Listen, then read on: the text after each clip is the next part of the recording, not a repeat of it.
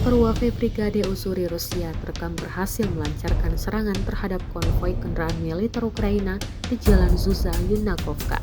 Rekamannya diunggah di Telegram pada Sabtu, 29 Maret 2025. Dalam serangan ini, 3 kendaraan Ukraina menjadi target, termasuk 1 kendaraan lapis baja kosak.